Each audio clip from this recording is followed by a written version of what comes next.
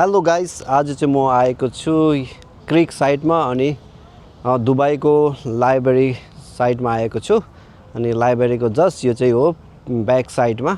यहाँबाट चाहिँ एकदमै दामी भ्यू देख्नेछ क्रिक हर्बलको अनि फेस्टिभल सिटीको। एकदमै रमाइलो भइरहेको छ। अनि यो चाहिँ हो कहाँ हो भन्दाखेरि चाहिँ दुबईको लाइब्रेरीको ब्याक साइडमा।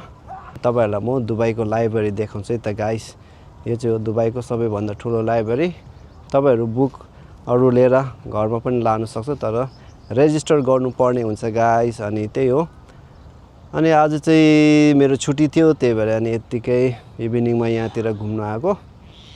अनि त्यही हो गाइस, यहाँबाट तपाईहरुलाई यो दुबईको लाइब्रेरी देखाउने छु है त गाइस। सो गाइस, यो चाहिँ हो दुबईको लाइब्रेरी। अघि हामी मुनिबाट आएको यहाँ ब्याक साइडमा। अब तपाईहरुलाई म देखाउने छु। यो साइडमा चाहिँ हो क्रिक हर्बल अनि यो साइडमा चाहिँ छ दुबई फेस्टिभल सिटी। समुद्रको किनारमा बसिरहेको छ अनि एकदमै रमाइलो भइरहेको छ।